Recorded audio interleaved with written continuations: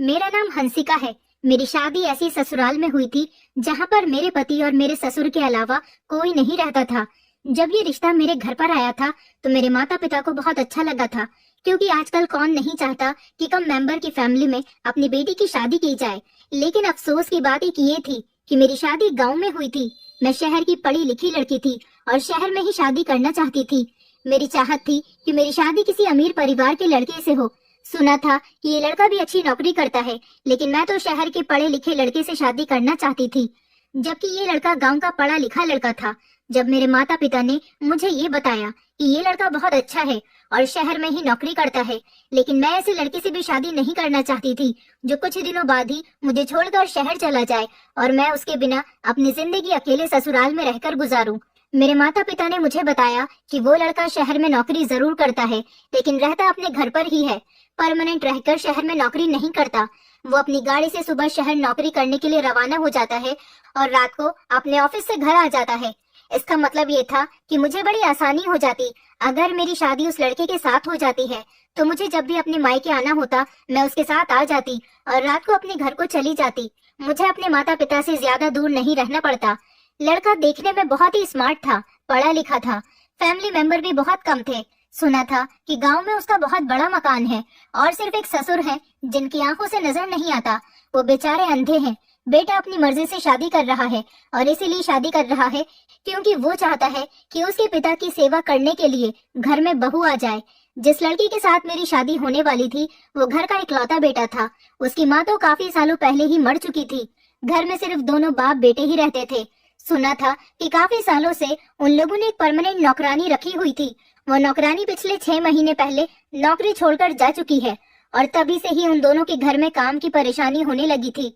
भला वो कब तक नौकरानी के सहारे जिंदगी गुजार सकते थे। एक न एक दिन तो उनके बेटे को शादी करनी ही थी। ऐसा नहीं था कि मेरे ससुर शुरू से ही अंधे थे। सुना था कि उनकी आंखों की रोशनी लगभग 2 साल पहले ही गई है। उनकी आंखों में मोतियाबिंद का पानी आ गया था और उन्हें अपनी बीमारी के बारे में वक्त पर पता नहीं चल सका। धीरे धीरे उनकी आंखों की रोशनी चली गई और एक दिन ये हुआ कि उनकी आंखों की रोशनी पूरी तरह से जा चुकी थी और उनको दिखाई देना भी बंद हो गया था। ये रिश्ता अच्छा था, मेरे लिए इनकार की भी कोई वजह नहीं थी, इसीलिए मेरी शादी बड़े ही सिंपल तरीके से इस लड़की के साथ हो गई थी। मैं अपने पति के साथ विदा होकर अपनी ससुराल चली आई थी। शादी के पहले दिन गांव की सारी औरतों ने मेरा बहुत अच्छे तरीके से स्वागत किया था। मुझे चारपाई पर बिठाकर सभी लोगों ने गिफ्ट्स दिए थे। मुझे अपनी ससुराल के गांव की शादी बहुत अच्छी लगी थी और यहाँ की रस्म रिवाज भी मुझे बहुत पसंद आए थे। यहाँ आने के बाद मैंने अपने ससुर जी का आशीर्वाद लिया। इसी तरह करते करते काफी दिन गुजर चुके थे। मैं अपने ससुर के सारे काम करती थी, उनके कपड़े भी बदलती थी, पास बैठकर उनकी सारी बातें सुनती थी। वो बहू बहू कहकर मेरे करीब आ जाते थे। मेरे ससुर बहुत अच्छे आदमी थे, उनकी आदत भी बहुत अच्छी थी। लेकिन जब मैं घर का काम करती थी और मेरी नजर अपने ससुर पर जाती तो ऐसा लग रहा होता था जैसे कि वो मुझे घूर रहे हैं। लेकिन फिर भी मुझे एहसास होता कि वो मुझे कैसे देख सकते हैं, उनकी तो आंखों की रोशनी ही नहीं है। वो मुझे देखकर मुस्कुरा भी रहे होते थे। कभी कभी मुझे ये बात बड़ी अजीब लगती थी कि वो टकटकी बांधे ही मुझे क्यों देखे जा रहे हैं, पर हर बार मैं ये बात भूल जाती थी कि मेरे ससुर एक बूढ़े और अंधे आदमी हैं। वो अपनी आंखों से कुछ नहीं देख सकते। हर रोज हमारे घर पर अलग अलग तरीके की औरतें आती और थोड़ी बहुत देर मुझसे बातचीत करने के बाद चली जाती थी। मेरे ससुर का कहना था कि हमारे गांव के लोग बहुत प्यार और मोहब्बत वाले लोग हैं। हमारे गांव में जब कोई नई नवेली दुल्हन आती है तो यहाँ की औरतें उससे इसी तरह की बातें करने लग जाती हैं। मेरे ससुर अपने कमरे से भी बाहर निकलकर नहीं आते थे। मैं कभी कभी अपने ससुर को देखकर अपने दिल में शर्म ले आती थी, क्योंकि थे तो वो मेरे ससुर ही। ससुर तो वैसे भी पिता समान ही होते हैं। मुझे तो बस ऐसा लगता था जैसे मेरे ससुर सबके सामने मुझे ताकते रहते हैं। कभी कभी तो मैं अपने माथे पर बल डालकर उनको घूरने लगती थी, लेकिन अजीब पागल हो गई थी। मैं हर बार ये बात भूल जाती थी कि मेरे ससुर अंधे हैं, क्योंकि हमारे घर में कभी कोई ऐसा था ही नहीं। इसलिए मुझे ऐसे लोगों की आदत भी नहीं थी। ऐसा मेरे साथ पहली बार हो रहा था कि मैं अपने अंधे ससुर के साथ रह रही थी। मेरे ससुर रूटीन के मुताबिक सुबह के टाइम पर अपने ऑफिस जाने के लिए निकल जाते थे और सारा दिन मैं और मेरे ससुर घर में अकेले रह जाते थे। मेरे पति ने मुझे शादी की रात ही समझा दिया था कि तुम्हें मेरे पिता का बहुत ख्याल रखना है। काफी सालों से हमारे घर पर नौकरानी रह रही थी और वो मेरे पिता का बहुत ख्याल रखती थी, क्योंकि सुबह के टाइम पर तो मैं जॉब के लिए निकल जाता था। जब मेरे पिताजी की आंखों की रोशनी थी तब वो भी खेतों में काम करने के लिए चले जाते थे, लेकिन जब से उनकी आंखों की रोशनी गई थी उन्होंने घर पर ही रहना शुरू कर दिया था। कुछ महीनों तक नौकरानी ने साथ दिया और उसके बाद वो भी नौकरी छोड़कर चली गई। तभी से हमारे घर पर बहुत ज्यादा परेशानी हो गई थी। पड़ोस वाली मासी आकर मेरे पिताजी के लिए खाना बना जाया करती थी, लेकिन फिर हम इस तरह से कब तक किसी की मदद ले सकते थे। शादी की पहली रात मेरे पति ने मेरी बहुत तारीफ की थी और अपने पति की तारीफ सुनकर मैं बहुत खुश हुई थी। मैंने उन्हें भरोसा दिलाया था कि मैं आपके पिता की हमेशा सेवा करूंगी, उन्हें कभी किसी चीज की कमी नहीं होने दूंगी। सुबह सुबह जब मैं सोकर उठी तो सबसे पहले अपने ससुर जी के लिए नाश्ता बनाती थी। एक दो दिन तो मेरे पति बाजार से भी नाश्ता ले आए थे। उन्होंने कहा था कि अभी तो तुम नई नवेली दुल्हन हो, कुछ दिन तुम आराम करो, उसके बाद तो तुम्हें ही घर का सारा काम संभालना है। लेकिन अब मैंने घर का सारा काम करना शुरू कर दिया था, क्योंकि इस घर में कोई औरत नहीं थी घर का कामकाज करने के लिए। भला मेरे पति भी कब तक इस तरह से मार्केट से खाना या फिर नाश्ता लेकर आते। एक न एक दिन तो मुझे यहाँ का किचन संभालना ही था। मेरे ससुर जी भी कहते थे कि बहू एक दो दिन खाना मार्केट से आ जाएगा, लेकिन मैंने कहा नहीं ससुर जी, मैं उस टाइप की नहीं हूँ जो हमेशा आराम करती रहे। मैं अपनी जिम्मेदारी निभाना चाहती हूँ और इस घर की गृहस्थी को अपने कंधों पर चलाना चाहती हूँ। ये घर तो मुझे ही संभालना पड़ेगा। मेरी बात सुनकर मेरे ससुर और पति बहुत खुश हो गए थे। उन्होंने कहा था कि हमें अपने घर के लिए ऐसी ही लड़की की तलाश थी। मेरे पति कहने लगे कि तुम बहुत खूबसूरत हो। तुम खूबसूरत ही नहीं बल्कि खूबसूरत होने के साथ साथ बहुत समझदार भी हो। मैंने नाश्ते की टेबल पर नाश्ता लगा दिया और मेरे ससुर जी भी नाश्ता करने के लिए मेरे सामने ही बैठे हुए थे। मैं उनके सामने बैठ गई। फिर मैंने उन्हें अपने हाथों से नाश्ता निकाल कर दिया। मेरे पति ने अपने पिता को अपने हाथ से नाश्ता करा दिया था। मेरे पति धीमे धीमे मुझे देखकर मुस्कुरा रहे थे। मेरे पति जब घर पर आते तो सब कुछ अपने पिता को अपने हाथों से ही खिलाते थे। उन्होंने मुझसे अपने पिताजी को नाश्ता कराते हुए टाइम पर कहा था कि अब अगली बार से मेरे पीछे मेरी ये जिम्मेदारी तुम निभाओगी। मैंने अपने पति से खुश होते हुए कहा, जी जी क्यों नहीं, मैं घर की सारी जिम्मेदारी खुद संभाल लूंगी। मुझे ऐसा लग रहा था जैसे मेरे ससुर अब भी मेरे सामने बैठकर मुझे घूर रहे थे। मेरे ससुर जी का नाश्ता कंप्लीट हो गया तो मेरे पति उनके पास की रखी हुई चेयर से उठकर मेरे बराबर में पड़ी हुई चेयर पर बैठ गए थे और मेरे चेहरे को देखकर उसे सहला रहे थे। मुझे डर था कि कहीं मेरे ससुर हमें देख न ले, लेकिन मेरे पति ने मुझे इशारे से कहा कि वो हमें कैसे देख सकते हैं, उनकी आंखों की रोशनी नहीं है। मेरे पति मुझसे बहुत प्यार करते थे। अपने पति के जाने के बाद जब मैं घर का काम करती थी तो अपने गले में दुपट्टा भी नहीं डालती थी। यही सोचती थी कि घर में कोई नहीं है, ससुर जी ही तो है और उन्हें भी दिखाई नहीं देता। इसलिए मैं घर में रहते हुए किसी भी हुलिये में काम करती रहती थी और अपने ससुर जी के सामने भी किसी भी हालत में चली जाती थी। मेरे ससुर इतने अच्छे थे और बहुत ही अच्छी आदत के थे। कभी कभी मुझे बहुत अफसोस होता है कि इतने अच्छे इंसान की आंखों की रोशनी कैसे जा सकती है। वो बेचारे अपने इकलौते बेटे की शादी और उसकी पत्नी को भी नहीं देख सके। मेरे ससुर के चेहरे पर हमेशा मुस्कुराहट रहती थी। एक बार मेरे पति ने मुझे बताया था कि मेरे पिताजी बहुत ईमानदार इंसान हैं। गांव में कोई भी उन्हें बुरा भला नहीं कहता। वो हमेशा लोगों का फायदा करते आए हैं। सब लोग मेरे पिताजी की बहुत इज्जत करते हैं। मैंने अपने पति से कहा था कि क्या आपने अपने पिताजी का इलाज नहीं करवाया।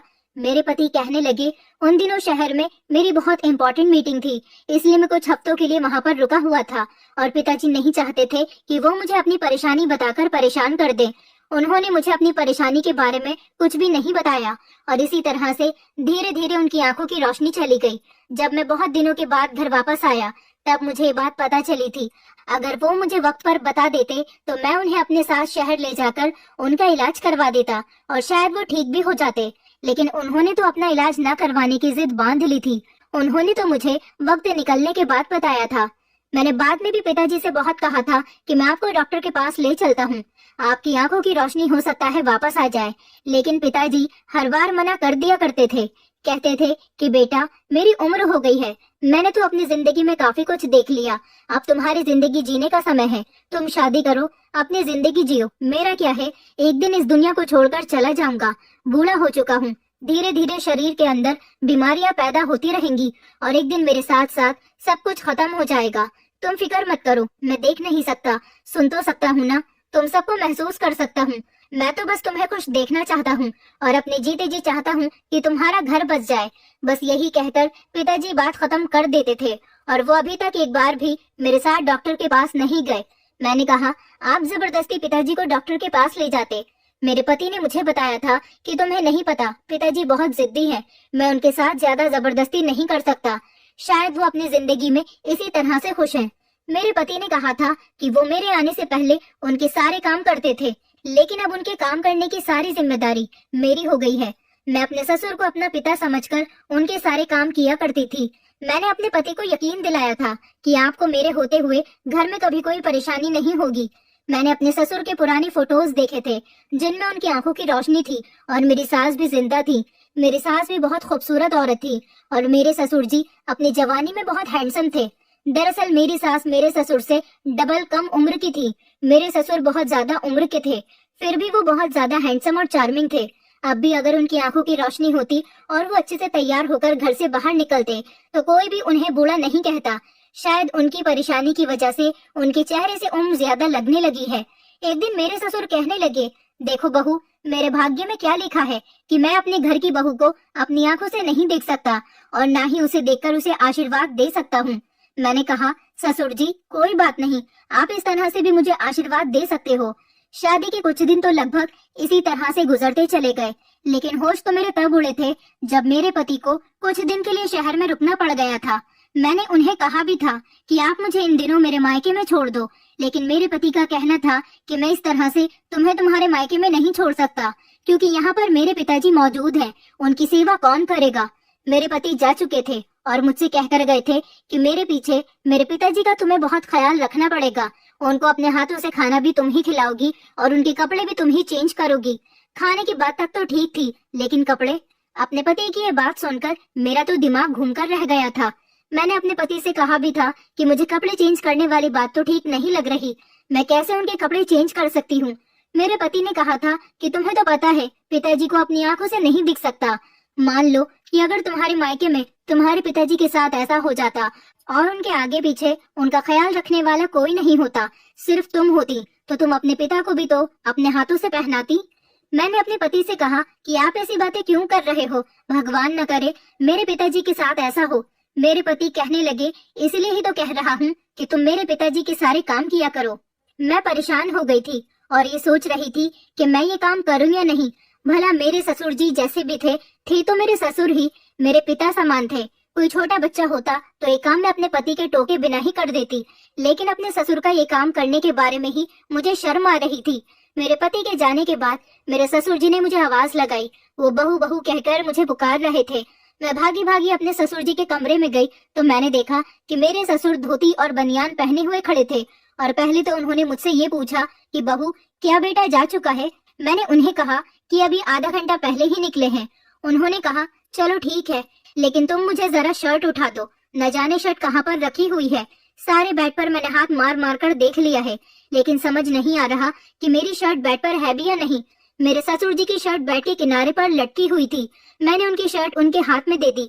उन्होंने जैसे तैसे अपनी शर्ट को पहन लिया था, लेकिन बटन वो उल्टे सीधे लगा रहे थे। मजबूरन मुझे ही आगे बढ़ना पड़ा। मैंने कहा आप छोड़ दीजिए, मैं बटन बंद कर देती हूँ। मैंने अपने ससुर जी की शर्ट का बटन लगाया तो मेरे ससुर जी मुस्कुरा रहे थे और अचानक उनका हाथ मेरी कमर पर लग गया। मैं उनसे कुछ कह नहीं सकती थी क्योंकि उनको तो पता ही नहीं था कि उनका हाथ कहाँ लग रहा है। जैसे ही उन्हें लगा कि उनका हाथ मेरे ऊपर से टच हो गया, फौरन ही उन्होंने अपना हाथ हटा लिया। शायद उनका हाथ धोखे से टच हो गया था। मैंने उनको शर्ट पहना दी थी। फिर मेरे ससुर ने कहा कि बहू मेरे बाल भी बना दो। मैंने ड्रेसिंग से कंघा लेकर अपने ससुर के बाल भी बना दिए थे। मेरे ससुर कहने लगे, बहू जरा मुझे अपने हाथ तो दो। मैंने कहा कि क्यों पिताजी, क्या हुआ? तो वो कहने लगे, दो तो जरा। मैंने डरते डरते उन्हें अपने हाथ पकड़वा दिए थे। मैं ये सोच रही थी कि वो क्यों मेरे हाथ पकड़ना चाहते हैं। उन्होंने मेरे दोनों हाथ अपने हाथों में थाम लिए और कहने लगे कि तुम्हारा बहुत बहुत शुक्रिया, तुमने हमारे घर को बहुत अच्छी तरह से संभाल कर रखा है। तुम्हारी जगह अगर कोई और औरत होती तो शायद तुम्हारे जैसी गृहस्थी कभी न संभाल पाती। मेरे ससुर जी ने मेरे हाथों को बड़ी मजबूती के साथ अपने हाथों में जकड़ लिया था। मैं उनके हाथों से अपने हाथ को छुड़ाने की कोशिश कर रही थी, लेकिन उन्होंने कहा कि बहू अभी यहीं पर ही रहो, इतनी जल्दी जाने की क्या जरूरत है। मैं तुम्हारा शुक्रिया अदा करना चाहता हूँ। मैं तुम्हें देख तो नहीं सकता, लेकिन महसूस तो कर सकता हूँ। इसके लिए तुम्हारा हाथ पकड़ना चाहता था कि बहू कैसी होती है। भगवान ने मुझे कोई बेटी भी नहीं दी। अगर मेरी बेटी होती तो शायद वो भी तुम्हारी तरह मेरी सेवा नहीं करती। तुम्हें पता है, जब शारदा की मौत हुई थी तब मुझे उसकी मौत का बड़ा अफसोस हुआ था, क्योंकि वो मेरी हमसफर थी और मेरा बहुत ज्यादा ख्याल रखती थी और हमारे घर की इकलौती औरत थी। मेरे बेटे को और मुझे छोड़कर इस दुनिया से चली गई थी। दोनों को बहुत अच्छी तरह से संभालती थी, लेकिन उसके बाद सारी जिम्मेदारी अकेले मेरे बेटों के कंधे पर आ गई। और शादी के बाद तुमने भी कुछ दिन अच्छी तरह नहीं गुजारे, क्योंकि मेरा सारा बोझ तुम पर पड़ गया। वो बड़े अफसोस के साथ ये सब कुछ कह रहे थे। मैंने कहा, आप किसी पर भी बोझ नहीं हो और मुझ पर तो बिल्कुल भी नहीं हो। मैं आपकी बेटी की तरह हूँ, आप मुझे अपनी बेटी ही समझो। मेरी बात सुनकर वो मुस्कुराने लगे थे, कहने लगे, तुम बहुत अच्छी हो और मेरा कितना ख्याल रखती हो। लेकिन अभी भी उन्होंने मेरा हाथ बड़ी मजबूती के साथ पकड़ा हुआ था। मैंने उनसे कहा, पिताजी मेरा हाथ छोड़ दीजिए, मुझे किचन में जाकर खाना बनाना है। मेरे ससुर ने मेरा हाथ छोड़ दिया और मैं फौरन ही किचन में चली आई थी। जैसे जैसे वक्त गुजरता गया, मेरे ससुर की हरकतें कुछ अजीब सी होने लगी थी। मेरे पति लगभग 1 या 2 महीने के लिए गए हुए थे। उन्होंने कहा था कि जब ऑफिस में काम का सीजन आता है तो उन्हें इसी तरह दिन रात मेहनत करनी पड़ती है और वहीं पर रहकर दिन गुजारने पड़ते हैं। और इधर मेरे ससुर जी मेरे साथ बहुत ज्यादा फ्री होने लगे थे। अब तो वो मुझे आवाज लगाकर कहते कि मुझे शर्ट पहना दो, शर्ट के बटन मुझसे ठीक से बंद नहीं होते। कभी कहते कि मेरे सर में मालिश कर दो और मेरी टांगे दबा दो, और वो कभी मुझसे अपने सर में तेल लगवाते थे। ये छोटे मोटे काम तो वो खुद भी कर सकते थे। शादी से पहले मुझे लगा था कि मेरे ससुराल में सिर्फ मेरे पति और मेरे ससुर हैं, तो मुझे घर में कोई काम ही नहीं करना होगा। लेकिन मैं तो अपने ससुर जी की वजह से घनचक्कर सी बनकर रह गई थी। सारा दिन बस मुझे काम ही काम में हो जाता था। मुझे आराम करने का मौका ही नहीं मिलता था, क्योंकि मेरे ससुर जी के बहुत सारे काम होते थे। वो बहाने बहाने से मुझे आवाज लगाकर अपने काम निकलवाते रहते थे। मैं मौका देकर आराम करने के लिए अपने कमरे में ही गई थी, तभी अचानक मेरे ससुर जी के चिल्लाने की आवाज आने लगी। वो बहू बहू चिल्ला रहे थे। मैं बाहर की तरफ दौड़ती हुई इनके कमरे में गई तो मैंने देखा कि वो अपने हाथ में मोबाइल पकड़कर जोर जोर से हंस रहे थे। जब मैं उनके कमरे में गई और मैंने कहा कि बताइए क्या काम है, तो वो खूब जोर जोर से हंसने लगे और कहने लगे कि आओ बहू, मेरे पास आकर बैठो, देखो मोबाइल पर कितने अच्छे जोक्स आ रहे हैं। मेरे ससुर को कभी कभी मैं मोबाइल पर जोक्स लगाकर दे दिया करती थी और वो जोक सुनकर जोर जोर से हंसते रहते थे। मैंने उनसे कहा, आप सुन रहे हो, आप ही सुनते रहो, मैं अपने कमरे में आराम करने के लिए जा रही हूँ। मेरे ससुर जी ने कहा, बहू आराम तो होता ही रहेगा, यहाँ मेरे ही बेड पर लेट जाओ, आराम भी करती रहना और जोक्स भी सुनती रहना। अपने ससुर जी की बात सुनकर मैं हैरान रह गई थी कि वो मुझे अपने बिस्तर पर लेटने की बात कह रहे थे। मैं उनके बिस्तर पर जाकर बैठ गई और उनसे कहा कि मैं सारा दिन घर के काम करती रहती हूँ और अब भी 10-5 मिनट आराम करने के बाद मुझे किचन में जाकर खाना बनाना है। मैं क्या क्या काम करूँ? सारे काम छोड़कर क्या मैं आपके साथ यहाँ बैठकर जोक सुनूं? मैंने ये बात बड़े कड़क शब्दों में कही थी ताकि मेरे ससुर को एहसास हो जाए कि मुझ पर कितनी जिम्मेदारियां हैं। वो मेरी बात सुनकर हंसने लगे और कहने लगी, मेरे पास बैठो और मेरे साथ जोक सुनोगी तो तुम्हारी तबीयत भी ठीक हो जाएगी और तुम एक्टिव भी रहा करोगी। काम का क्या है, काम छोड़ दो, काम तो सारी जिंदगी के ही है, काम तो कभी खत्म होते ही नहीं। मैं अपने ससुर जी के बिस्तर पर जाकर बैठ गई। मैंने कहा कि अच्छा चलो ठीक है, आप मुझे बताइए कि अगर आपको भूख लगेगी तो आप क्या खाओगे? वो हंसकर कहने लगे, तुम मेरे करीब बैठ जाना, मेरे लिए यही बहुत है। मैं उठकर खड़ी हो गई। मैंने कहा, खबरदार जो अब आपने मुझे आवाज लगाकर बेवकूफ बनाने की कोशिश की।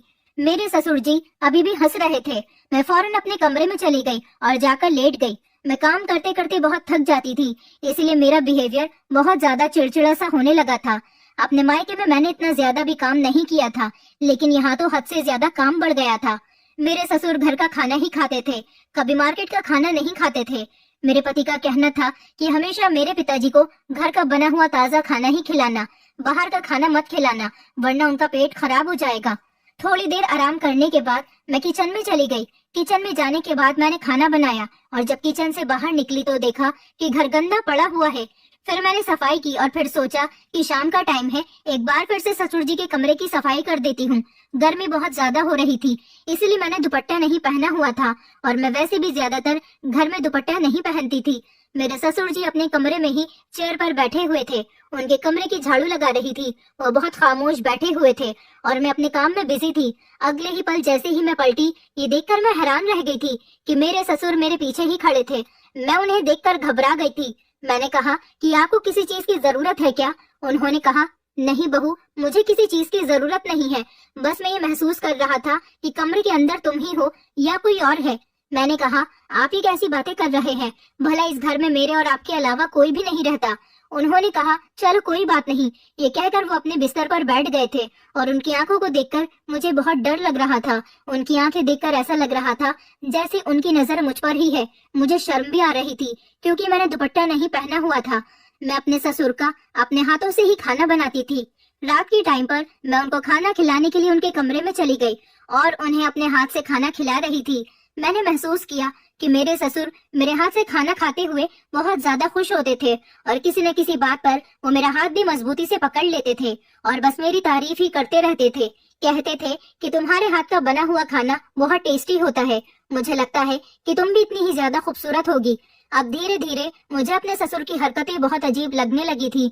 मुझे अपने ससुर से अब उलझन से होने लगी थी क्योंकि वो किसी न किसी बहाने से मेरे शरीर पर कहीं भी हाथ मार देते थे और मुझे टच करने की कोशिश में लगे रहते थे। मैं समझना चाह रही थी कि वो क्या करना चाहते हैं। मैं अपने ससुर की तरफ से अब बहुत ज्यादा परेशान रहने लगी थी। अपने पति को अगर उनकी हरकतों के बारे में बताती भी तो किस तरह से बताती, क्योंकि मुझे यकीन था कि वो देख नहीं सकते, इसलिए मेरे पति मेरी किसी भी बात पर यकीन नहीं करेंगे। मैं यही सब सोच रही थी और रात के 8 बजे तक अपने कमरे में सो गई थी। मेरे कमरे का दरवाजा खुला ही रहता था। मैं बहुत गहरी नींद में सो रही थी पर अचानक घबराकर मेरी आंख खुल गई क्योंकि मुझे महसूस हुआ जैसे कोई मेरे पैरों पर गुदगुदी कर रहा है। जैसे ही मैंने अपने पैरों की तरफ देखा तो ये देखकर मेरे पैरों तले से जमीन निकल गई थी कि ये कोई और नहीं बल्कि मेरे ससुर ही है। मैंने जल्दी से अपने गले में दुपट्टा डाल लिया और अपने ससुर से कहा कि बताइए, आपको कोई काम है क्या। मेरे ससुर ने जल्दी से मेरा हाथ पकड़ लिया और कहने लगे, मैं कोई अंधा नहीं हूँ, मैं सब कुछ देख सकता हूँ। ये सुनकर तो मैं और भी ज्यादा हैरान हो गई थी कि आखिर वो क्या कह रहे हैं, लेकिन उनके चेहरे की शातिर वाली मुस्कुराहट देखकर मुझे डर लगने लगा था और मैं बहुत परेशान भी हो गई थी। मैंने कहा, आप ये सब कुछ क्या कह रहे हो। मेरे ससुर कहने लगे, हाँ मैं सब कुछ सच सच कह रहा हूँ। मेरे ससुर ने जल्दी से मुझे आकर मजबूती से दबोच लिया। मैं खुद को छुड़ाने की बहुत कोशिश कर रही थी लेकिन वो मेरी कोई बात नहीं सुन रहे थे। मैं चिल्लाने की भी कोशिश कर रही थी। उन्होंने मेरे मुंह पर हाथ रख लिया और फिर उसके बाद वो हुआ जो मेरे साथ नहीं होना चाहिए था। मुझे अपने ससुर से ऐसी उम्मीद नहीं थी। उन्होंने झूठ बोला था कि वो अंधे हैं और इस बात का फायदा उन्होंने मुझ पर उठाया था। उन्होंने मेरी इज्जत को तार तार कर दिया था। मैंने उनसे कहा कि आपने मेरे साथ अच्छा नहीं किया, मैं आपकी सारी सच्चाई अपने पति के सामने खोलकर ही रहूंगी। मेरे ससुर कहने लगे, किस तरह खोलोगी, मेरा बेटा कभी तुम्हारी बात पर यकीन नहीं करेगा क्योंकि उसे पता है कि मैं अंधा हूँ। वो तुम्हारी किसी बात पर यकीन नहीं करेगा बल्कि तुम्हें ही इस घर से धक्के मारकर निकाल देगा अगर तुमने उसके पिता पर कभी भी इस तरह का आरोप लगाने की कोशिश की। मैं अपने ससुर की बात सुनकर बहुत ज्यादा डर गई थी कि ये बिल्कुल सही कह रहे हैं। मेरा पति कभी भी मेरी बात पर भरोसा नहीं करेगा, लेकिन मेरे ससुर ने जो मेरे साथ किया था वो मेरे लिए बहुत ही खतरनाक साबित हुआ था।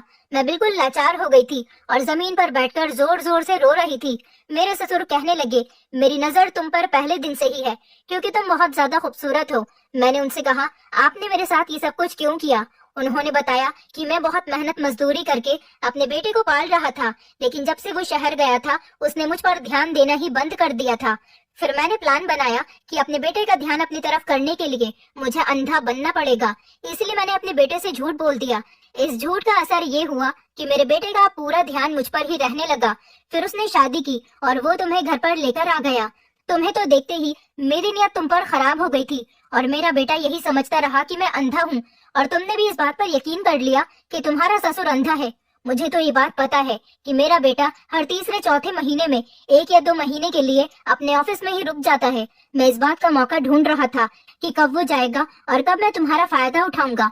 मैं बड़ी लाचार और बेबस होकर ये सब कुछ सुनकर बहुत रो रही थी, लेकिन शायद मेरी किस्मत बहुत अच्छी थी। जब मेरे ससुर ने मुझे अपनी कहानी बतानी शुरू की थी तभी मेरे पति दरवाजे पर खड़े होकर उनकी सारी बातें सुन रहे थे। भगवान ने मेरा बहुत बहुत साथ दिया था। मुझे अपने पति को कुछ भी बताने की जरूरत नहीं पड़ी। उन्होंने खुद ही अपने कानों से अपने पिताजी की सारी बातें सुन ली थी। दरअसल 26 नवंबर को मेरा बर्थडे होता है। मेरे पति को ये बात पता थी कि मेरा बर्थडे आने वाला है, इसलिए मेरे पति मुझे सरप्राइज देना चाहते थे। वो 25 तारीख की रात को ही शहर से घर आने के लिए निकल गए थे क्योंकि वो मुझे सरप्राइज देना चाहते थे। और जब वो घर पर आए तो उन्होंने दरवाजा खुला हुआ देखा। उन्होंने अपने पिता की सारी बातें सुन ली थी। ये सब देखकर मेरे पति ने उन्हें बहुत मारा था और उनसे सारे रिश्ते नाते खत्म करके वो मुझे अपने साथ शहर ले गए थे। मेरे पति ने मुझसे अपने पिताजी की तरफ से बहुत माफिया मांगी थी। अब मैं अपने पति के साथ शहर में ही रहती हूँ। मेरे पति ने अपने पिताजी से सारे संबंध खत्म कर दिए। दोस्तों, उम्मीद करती हूँ आपको हमारी कहानी पसंद आई होगी। कहानी पसंद आई है तो वीडियो को लाइक करें, चैनल पर नए हैं तो चैनल को सब्सक्राइब करें और हाँ, नोटिफिकेशन बेल को जरूर दबाएं ताकि अगली अपडेट सबसे पहले आपको मिले।